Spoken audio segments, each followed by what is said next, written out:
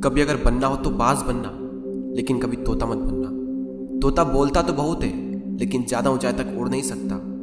बाज बोलता बहुत कम है, लेकिन सबसे ऊंचाई पर उड़ता है, और बाकी पंछियों का राजा होता है एक बाज। आज मैं आपको 5 ऐसे पॉइंट्स बताऊंगा जो कि हर इंसान को बाज से सीखना चाहिए, और लाइफ की बहुत बड़ी लर्निंग है इन 5 पॉइंट्स में। पहला लेसन, ईगल फ्लाई अलोन। बाज अकेले उड़ता है और बाकी पंछियों के मुकाबले सबसे ऊंचाई पर उड़ता है। बाज अकेले उड़ेगा, लेकिन कभी भी चिड़िया और छोटे पंछियों के साथ नहीं उड़ेगा। बाज हमेशा या तो बाज के साथ उड़ता है या फिर अकेला उड़ता है। और इस समय यह सीख मिलती है कि छोटी सोच वाले लोगों से हमेशा दूर रहें और अकेले रहो, क्योंकि यही वो समय है जब खुद को जानने का असली मौका मिलता है।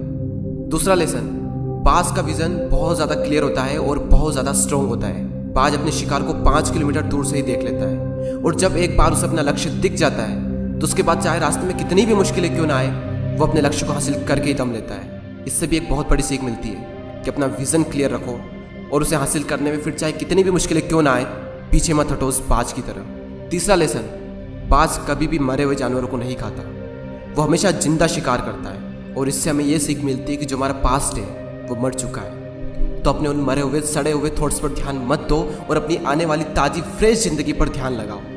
अपने पास्ट की पुरानी यादें जो तुम्हें तंग करती है उन्हें वहीं रहने दो जहाँ पर उसकी जगह है, और तुम्हारे पास्ट की जगह है तुम्हारे पास्ट में, उसे वर्तमान में जगह मत दो। क्योंकि एक बार अगर तुम्हारा पास्ट तुम्हारे प्रेजेंट में आ गया तो तुम्हारा पास्ट तुम्हें कभी प्रेजेंट में नहीं रहने देगा।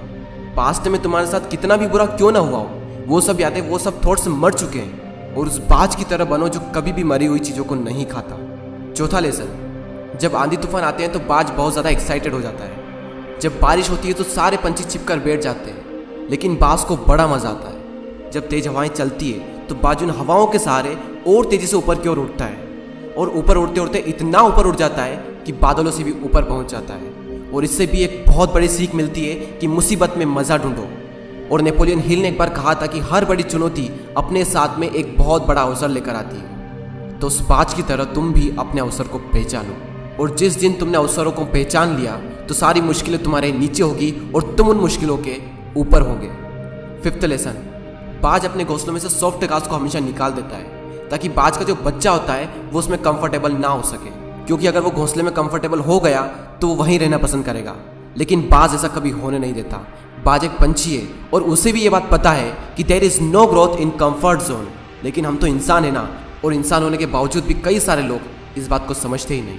आप जितना ज़्यादा कंफर्ट जोन में रहोगे, आपकी लाइफ आने वाले टाइम में उतनी ही ज़्यादा अनकंफर्टेबल हो जाएगी।